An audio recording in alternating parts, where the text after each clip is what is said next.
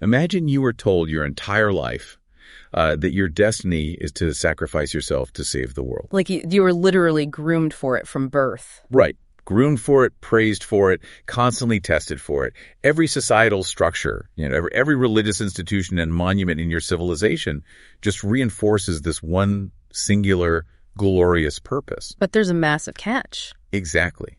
What if that salvation is actually just a life support system for a corrupt, dying regime? Just a total lie. Right. What if your grand destiny is nothing more than being thrown into a furnace, basically just to keep the lights on for a ruling class that abandoned you a long, long time ago? It is a terrifying thought. It really is.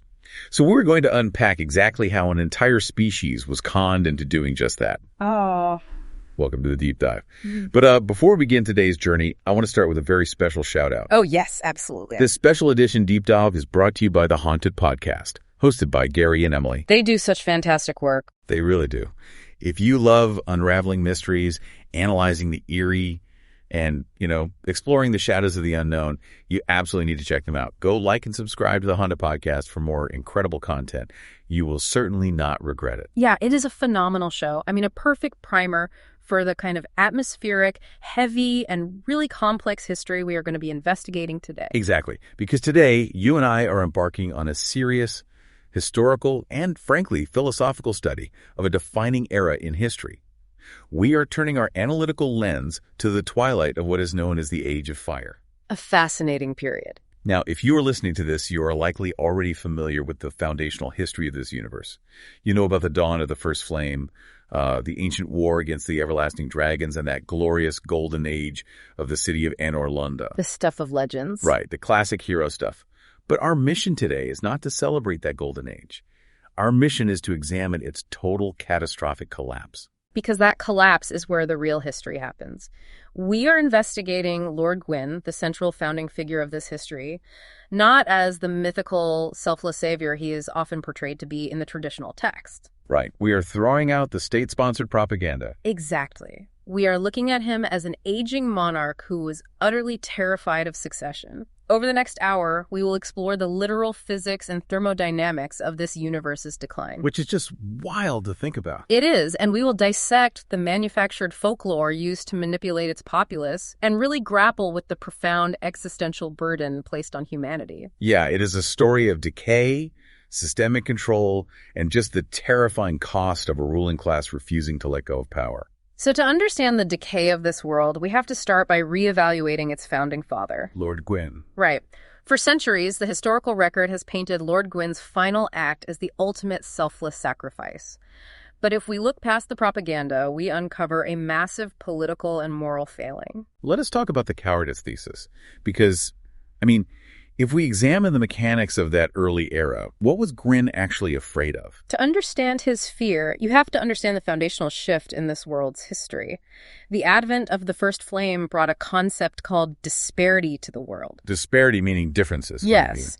Before the fire, the world was an unchanging gray singularity. But the fire brought heat and cold, life and death, and most importantly, light and dark. Right, the core elements. From this first flame, the great lords emerged and claimed powerful souls. Lord Gwyn claimed the light soul, and he built his power, his kingdom, and his entire societal structure upon it. But there was another soul. Exactly. Another figure, known historically as the furtive pygmy, claimed the dark soul, and the dark soul was the inheritance of humanity. So humanity is tied to the dark. Yes, and the pygmy did something fundamentally different from Gwyn. Instead of hoarding the soul's power, the pygmy fragmented it, spreading it among early humanity. Okay, so humanity's very essence is tied to the dark. But just like a fire in a hearth, the first flame could not burn forever. The fuel eventually began to run out. And that is the absolute crux of the issue. The fading of the first flame was not a disaster. It was not. No, it was not a malignant attack by an outside force or a cosmic error.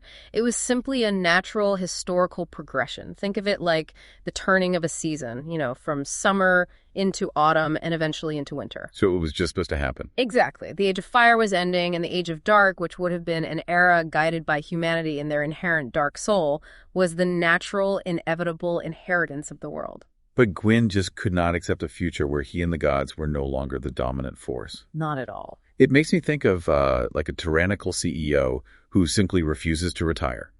The market has completely changed, the technology's moved on, and the next generation is fully equipped and ready to take the reins. That is a great analogy. Right.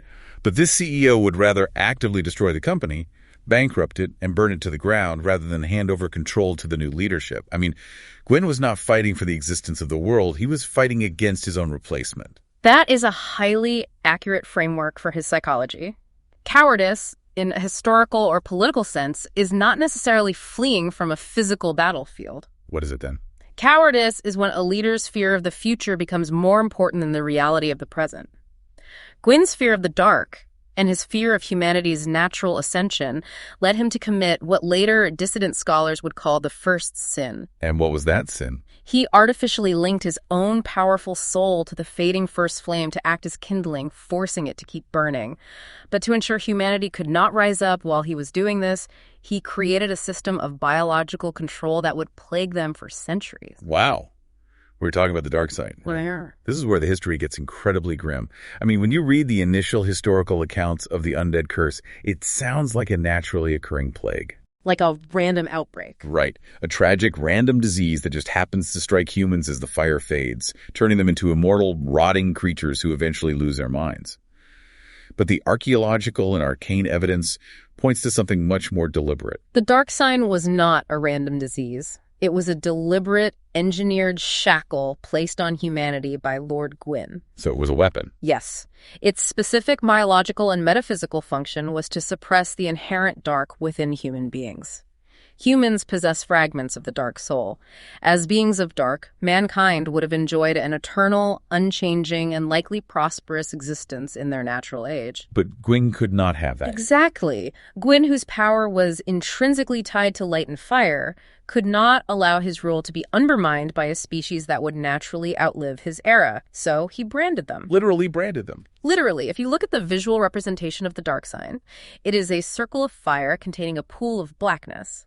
He shackled their dark with a ring of fire. Let us break that down mechanically because it is fascinating.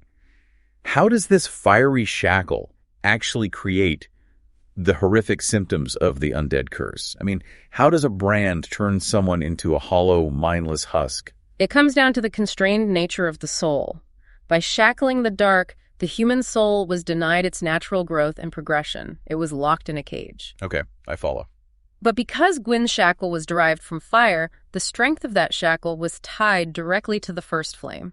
Whenever the first flame began to fade in the world, the strength of that fiery brand on human flesh also weakened. Oh, wow. So when the world's fire dies down, the brand weakens. Exactly. It weakened just enough that the constrained, starving dark inside the human could reach out and affect its immediate environment and what is directly adjacent to it. The human's light soul. Yes, the artificial soul given to them by the gods, which houses their memories, their consciousness, and their personality. My goodness. It is like introducing an aggressive, starving, invasive species into a delicate ecosystem. Gwyn irrevocably changed the fundamental biology of humanity. He weaponized their own nature against them. Right. When the fire fades in the world, the suppressed dark instinctually starts consuming the host's own mind. That is what hollowing actually is. It is not a disease you catch. No, it is not traditional zombieism. It is the agonizing process of your own suppressed nature, eating your memories, your loved ones, and your purpose until there is nothing left but a violent, empty shell. It is a horrific byproduct of political suppression. The individual is forced to watch their own mind deteriorate, knowing they cannot die to escape it. And society's reaction to it is just as bad. Yes. The cruelty of the dark sign goes far beyond the biological terror.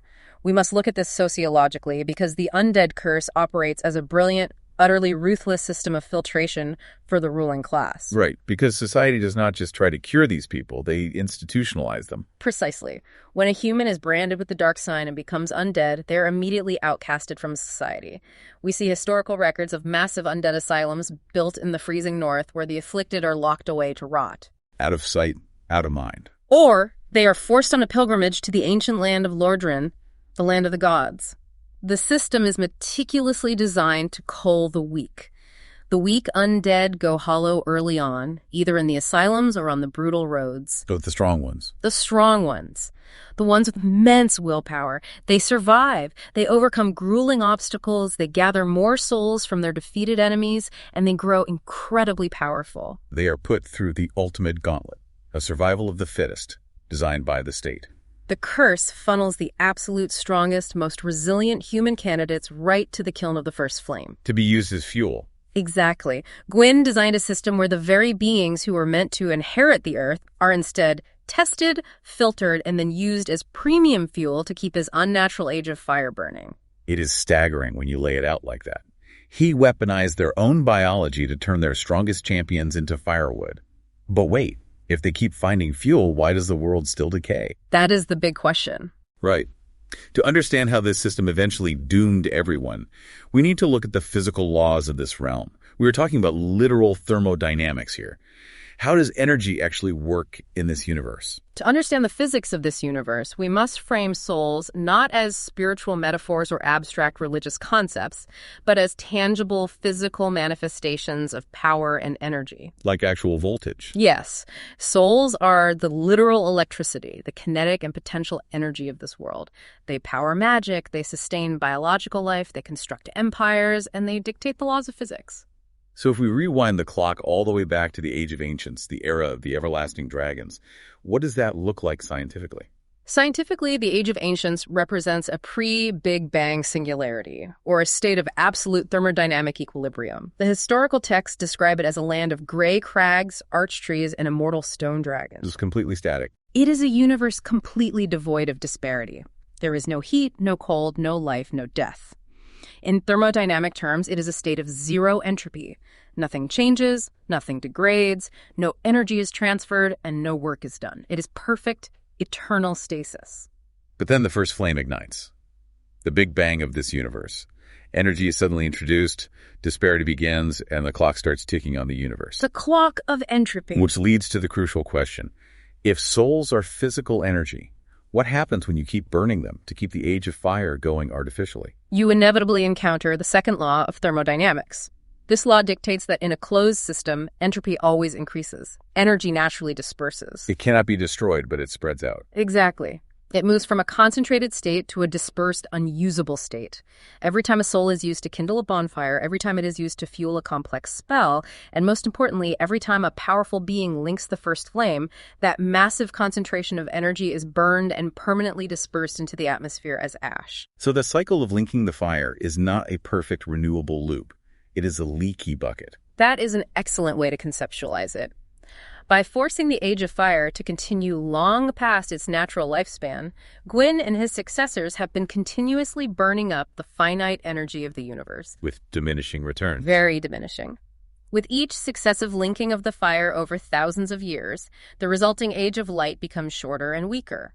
The universe is slowly, agonizingly sliding toward the big freeze or the heat death of the universe, an inert, ashen nothingness where all energy is completely spent. And we actually see this. We see this vividly in the later historical epochs. If you examine the geographic anomalies at the end of the timeline, the world is literally turning to deep ash. I want to spend a moment on that visual because the geographic evidence is mind-bending. In the later eras, we see a place known as the Dreg Heap. The Dreg Heap is a perfect thermodynamic example. It is not just that the ground is covered in ash.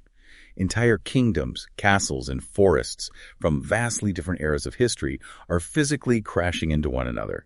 It is like the gravity of the world is collapsing inward. That is exactly what is happening because souls dictate the laws of physics and time. As the total volume of soul energy in the universe dwindles to a microscopic fraction of what it once was, space and time can no longer sustain themselves. They just break down. Yes. The fabric of reality is folding in on itself, pulling the ruins of all past civilizations into a single compacting point around the dying flame. The thermodynamics of the world are completely failing. But surely someone realized this was happening early on. Did any of the early scientific minds try to fix this energy crisis? I'm thinking of the Witch of Izalith. Didn't she attempt to invent a renewable energy source to bypass this thermodynamic collapse? She did attempt it, and it resulted in one of the greatest disasters in recorded history. Recognizing that the first flame was dying and that energy was dispersing, the Witch of Izalith tried to duplicate the first flame using her own powerful Lord Soul. She tried to make a synthetic fire. Right. She sought to create a second flame to sustain their civilization independently. But scientifically, the first law of thermodynamics states you cannot create new energy out of nothing. What she ended up creating was the chaos flame. Oh, that sounds bad. It was. Instead of a stable, renewable energy source, she triggered a massive, uncontrollable expenditure of her own existing energy. It sounds like a nuclear reactor meltdown, but on a metaphysical scale? It is worse than a standard nuclear meltdown. Radiation eventually decays, but chaos energy actively bred new, twisted ecosystems. Chaos pyromancy, which was born from this event, is not just regular fire magic. How is it different? Regular sorcery manipulates ambient soul energy in a calculated way. Pyromancy draws on the internal heat and life force of the caster. When the Witch of Izalith unleashed the chaos flame, it caused a rapid, violent acceleration of entropy. It burns hot, it burns incredibly fast, and it is entirely unstable. And this rapid, chaotic energy expenditure physically mutated biology, right? It did. The intense, uncontrolled energy warped the biological structure of her people, transforming the witch, her daughters, and her citizens into the demon race. Just turn them into monsters. Their bodies became vessels of chaotic fire, constantly burning from the inside out. It was a desperate attempt to defy the fundamental laws of physics, and it resulted in an ecological and biological catastrophe that spawned an entirely new, suffering species. So we have a failing physical environment operating on dwindling energy, a fundamental misunderstanding of thermodynamics, and a corrupt political system, literally feeding its citizens to the furnace just to keep the lights on. A completely unsustainable model. Right. And a regime like that cannot survive by force alone. It requires absolute manufactured consent. Yeah. And that brings us to the folklore, the propaganda, and the great illusion of choice. The mental chains. Exactly. If the system is this terrible, why did humans keep volunteering to link the fire? Let us analyze the primordial serpents. The primordial serpents are fascinating historical anomalies. They existed before the Age of Fire, yet they actively meddle in it.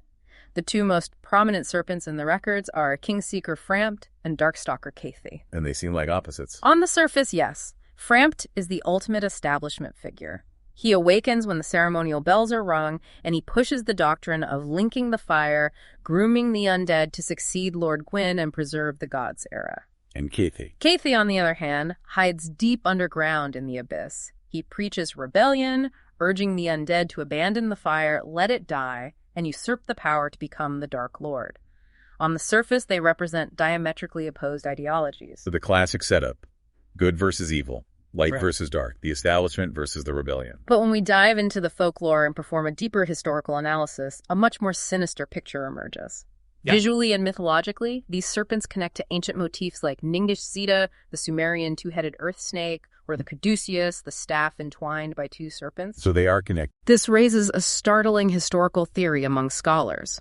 Are Frampt and Cathy actually the exact same entity? Or at the very least, are they two heads of the exact same hydra? I mean, when you look at their methods, they are entirely identical. They both use the exact same manipulative tactics on the human psyche. They absolutely do. They both stroke the ego of the human, calling them the chosen one. They both guide the undead through a series of escalating trials, ensuring they absorb massive amounts of souls and grow incredibly powerful. Yeah. And critically, they both funnel this walking battery of souls right to the exact same location, the kiln of the first flame. Whether the undead chooses to link the fire or walks away to become the Dark Lord, the serpents are right there bowing to serve the victor. The illusion of choice is the most powerful tool of systemic control. Because you think you are in charge. Precisely. If a human thinks they are rebelling against the system by following Kaith, they are still participating in the grand orchestrated game. They are still gathering souls, they are still removing threats to the serpents, and they are still delivering the energy to the nexus point. The prophecy of the chosen undead is the central mechanism that drives this manipulation. And this is where the historical timeline reveals the lie. That prophecy, it is not ancient. Not at all. It was not handed down at the dawn of time. When you trace the historical artifacts and texts, the legend of the chosen undead only appears about 100 years before the total societal collapse of Lordran. It is a relatively modern invention, deployed precisely when the fire began to fade to dangerous levels. It is a state-sponsored religion, propagated by institutions like the Way of White, specifically designed to give false purpose to the suffering undead.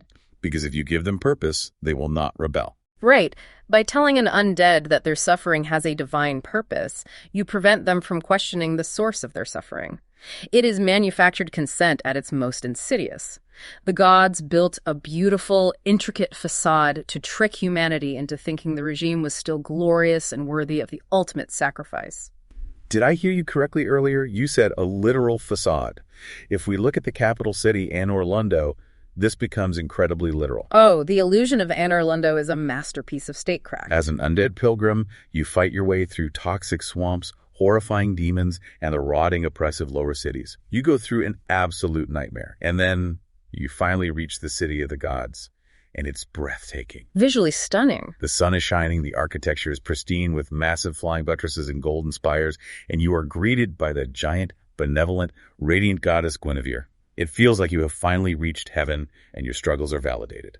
But the historical truth is that it is all a complex illusion. A literal magical projection cast by Gwendolyn, Gwyn's youngest child. The whole thing is fake. Yes. The gods abandoned Anor Londo long ago, fleeing the fading fire.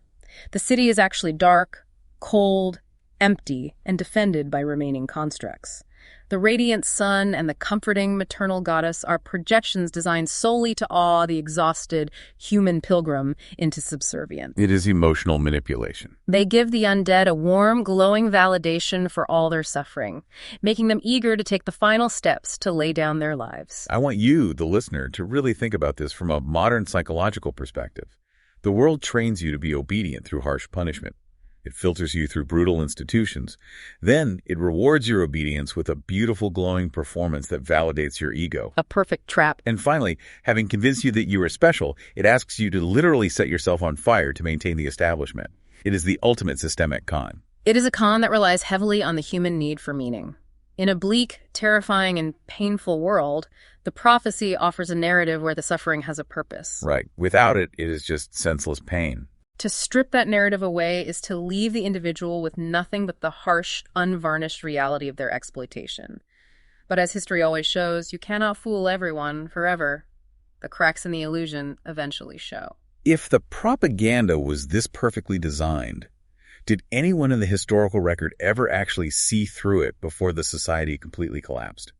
This brings us to a crucial figure, the dissident scholar. Yes, Lord Aldea. Not everyone bought into this state-sponsored religion. There was one brilliant, albeit horrifying, historical figure who saw through the lies completely. Let us examine Lord Aldea. Lord Aldea is a pivotal, radical figure in the later historical cycles. He was the elder brother of King Vendrick, a monarch who built a powerful kingdom long after Gwyn's original era. But Aldea was not interested in politics. No, while Vendrick tried to rule within the established system, Aldea did not care for ruling.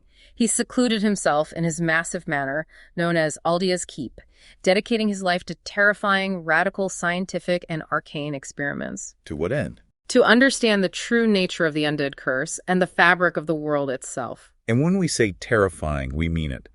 The guy was the definition of an unrestrained, unethical scientist. What kind of artifacts did his work leave behind? His methods were undeniably cruel, completely devoid of ethical constraints. He and his acolytes conducted horrific experiments on humans, giants, and creatures alike. Just treating everyone as test subjects. People invited to his manor routinely disappeared, replaced later by malformed, chimera-like beasts that roamed his halls. If we look at historical artifacts known as the Northern and Southern ritual bands items that manipulate a person's soul energy and expand their spellcasting limits, the texts explicitly state these were the direct results of grueling, fatal experiments on human subjects. That is incredibly dark. Because of this radical and unethical pursuit of truth, Aldea was shunned by the traditional monarchy and effectively banished to his keep. But despite his monstrous methods, his philosophical conclusions were groundbreaking. He peeled back the curtain. What did he actually figure out about the nature of the world? Aldea achieved a profound historical realization. He pierced the veil of the prophecy and the illusion of the serpents. He recognized that the age of fire, with all its warmth, resplendence, and promised glory, was a tender, exquisite lie. An exquisite lie. He saw that humanity was being utilized merely as props on the stage of life, kept persevering only through a manufactured obsession with a false destiny. He is the one who coined the phrase the first sin, referring to Gwyn's actions. He did, the scholar of the first sin. Albia understood that Gwyn's action of linking the fire broke the natural order of the universe. Because it stopped the natural progression of time. By shackling humanity with the dark sign and forcing the fire to continue unnaturally, Gwyn committed the original sin against nature itself. Everything that followed the undead curse, the fading of the worlds, the chaotic demons, was a downstream consequence of this first sin. So what was Aldia's solution? Aldia sought a way to shed this yoke of fate, to find a path entirely outside the endless binary cycle of linking the fire or letting it temporarily fade. Hold on a second, though. I have to push back here. We are praising this guy as a visionary. But if we look at the historical texts in his final state, Aldia failed spectacularly, didn't he? Physically speaking, yes. He experimented on himself and turned into this burning, deformed, monstrous head made of tangled roots and chaotic fire. He lost his human form, he lost his mind, and he became a monster trapped outside of the normal flow of time. How can we call his philosophy a success if it turned him into an abomination? It is crucial to separate his biological fate from his philosophical contribution. Physically, yes, he suffered a horrific failure. His form is a permanent testament to the immense dangers of attempting to forcibly subvert the fundamental laws of reality. Right, playing God did not work out for him. But philosophically, Aldia achieved a monumental triumph. Before Aldia, every single historical figure operated within the confines of the system. He is the only historical entity offering what we can call a third path. A third path. What does that actually look like in practice? Up until Aldia, the choice presented to humanity was strictly binary.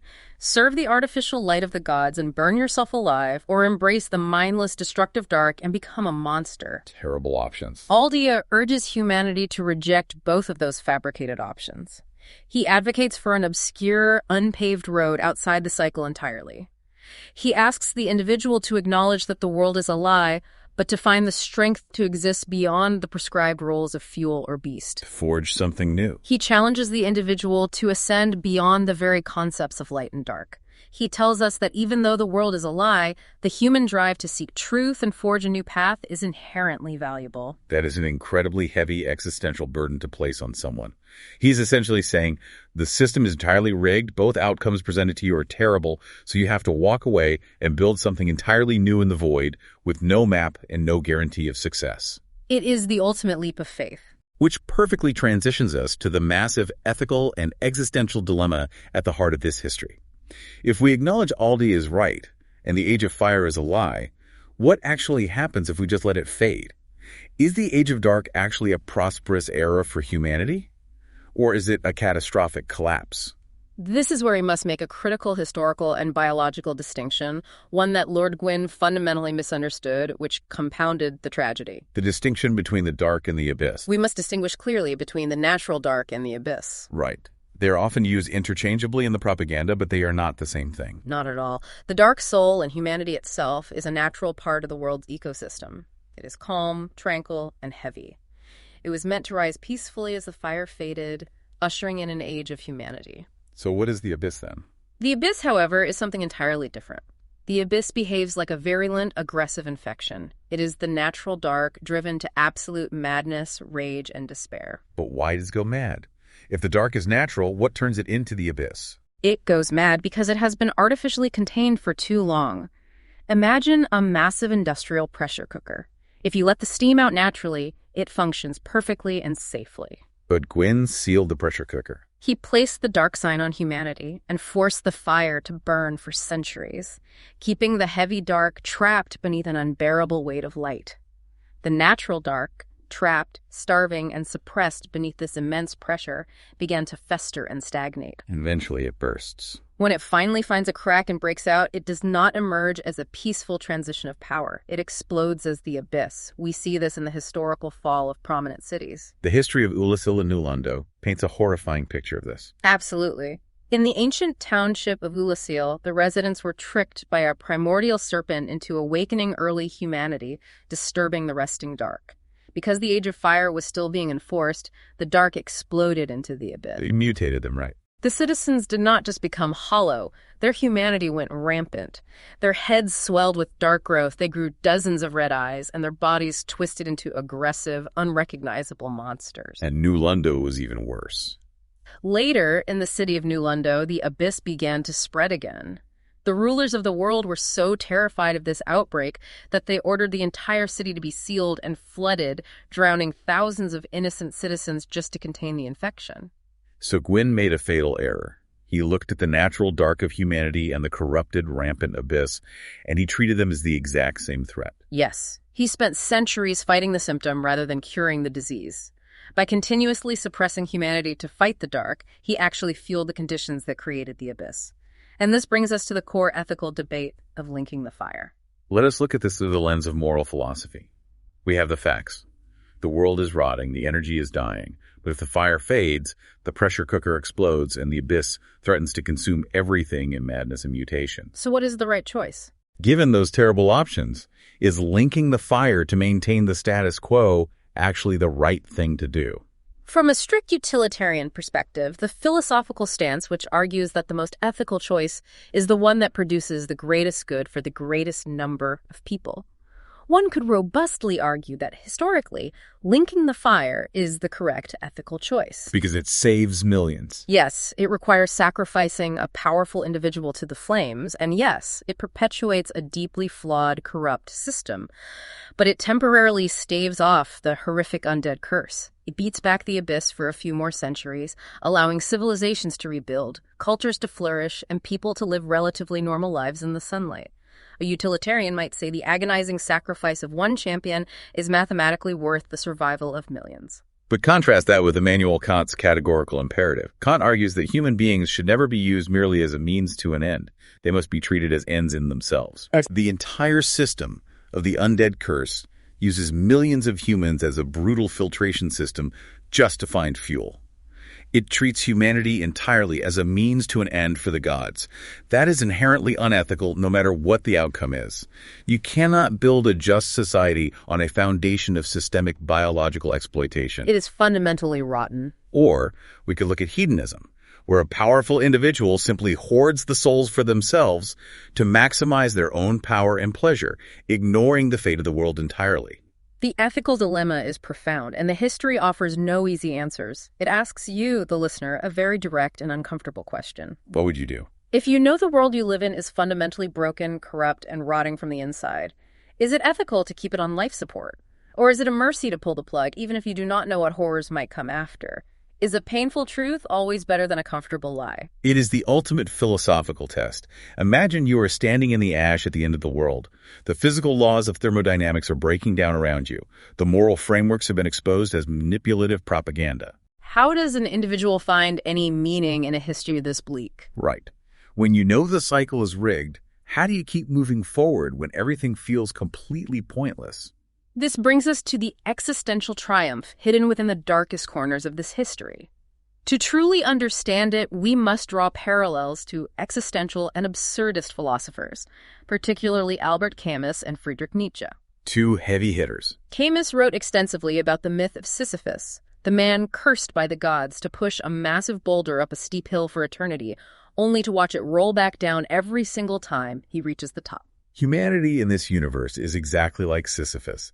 They are cursed to die, lose their minds, and be reborn at a bonfire in an endless, meaningless loop of suffering. Precisely. It is the concept of eternal recurrence. You fight, you struggle, you overcome impossible odds to link the fire, and then centuries later, the fire fades again, the curse returns, and another poor soul must repeat the exact same struggle. Nothing is ever permanently fixed. Nothing. We see the ultimate absurd result of this stalled cycle at the very end of time in the historical figure of Slave Knight Gale. Oh, Gale. What a tragic, staggering, cinematic figure. We have to describe what happens to him. If we travel to the absolute end of the timeline, when all the lands of history have crumbled and collapsed into a massive, endless wasteland of deep ash, you find Slave Knight Gale.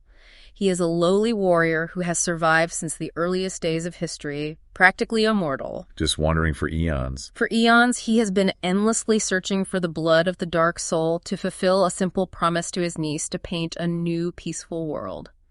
He has consumed so much of the fragmented dark soul from the pygmies that it has driven him completely mad. It twisted him. It mutated his body, enlarging him into a tragic feral beast wrapped in a tattered red cape. When you find him, he is wandering an empty, dead universe, crawling through the ash, fighting for a goal that no longer has any context or audience. It is heartbreaking. He is the ultimate victim of the stalled cycle. A man who pushed the boulder for millions of years until the mountain eroded beneath him. It is a devastating image. So how do we break this? How do we find any victory in a universe that ends like that? We can look at historical figures like Prince Lothric. The prince who refused the fire. He was literally bred by his royal family through generations of eugenics, specifically to be the perfect fuel for the fire. But when his time came, he simply refused.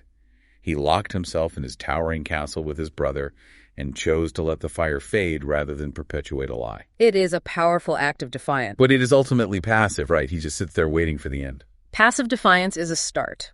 But the ultimate historical and philosophical resolution to this bleak universe is found in Nietzsche's concept of the Übermensch, or the Overman. And what does the Overman do? The Übermensch is the individual who recognizes the death of the gods and the inherent meaninglessness of the world, and rather than falling into nihilist despair, chooses to create their own values. They write their own rules. They reject the false virtues imposed upon them by society virtues, like self-sacrifice for a corrupt state, blind obedience to ancient prophecy, or the false hope of a magical salvation. It is about taking the power back and refusing to be a pawn. Yes. In the historical record, this ultimate act of defiance is represented by the usurpation of fire. Rather than linking the fire to prolong the dying age of the gods or passively letting it fade and succumbing to the mindless abyss, the Übermensch makes a radical choice. They steal it. They choose to absorb the massive power of the first flame directly into their own human form. I love this concept. They do not feed the machine, they eat the machine. Exactly. They take the power of the gods into humanity. Not to prolong the age of fire, but to fundamentally shift the paradigm of reality. By usurping the flame, the human individual steps outside the cycle that Gwyn created. They become the architect. They become the architect of a new age, choosing to rule the dark with clear eyes, unbound by the lies, propaganda, and shackles of the past. It is about finding meaning, not in a promised mythical afterlife, and not in the warm comfort of a state-sponsored illusion.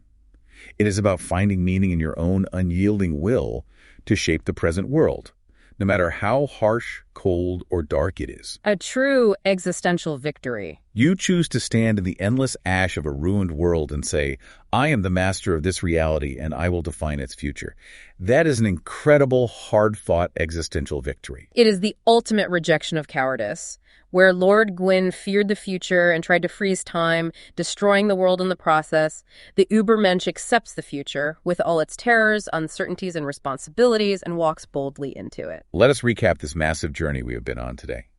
We started by completely dismantling the hero myth of Lord Gwyn, exposing the cowardice of a monarch who refused to step aside and engineered a biological curse to maintain his power. The dark sign. We explored the literal thermodynamics of a dying magical universe, watching the entropy of souls inevitably slide toward a cold, ashen nothingness.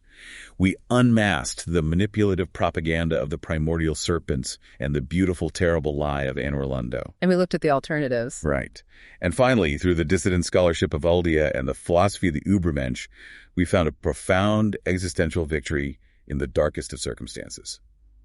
We have spent this entire hour discussing the history, physical laws, and ethical dilemmas of a fictional universe. But I want to leave you, the listener, with a final, provocative reflection. Let us hear it. Look around our own world today. How many of our own real-world institutions, governments, corporate structures, and societal systems are just modern ages of fire? Wow, that is a great question. How many of them are running on fumes, deeply resistant to inevitable change, demanding endless sacrifices and compliance from the populace, simply because the leaders at the top are too terrified to step aside and let the future arrive? That is a staggering thought. It is something to really mull over the next time you are asked to just keep your head down, ignore your own instincts, and keep the machine running.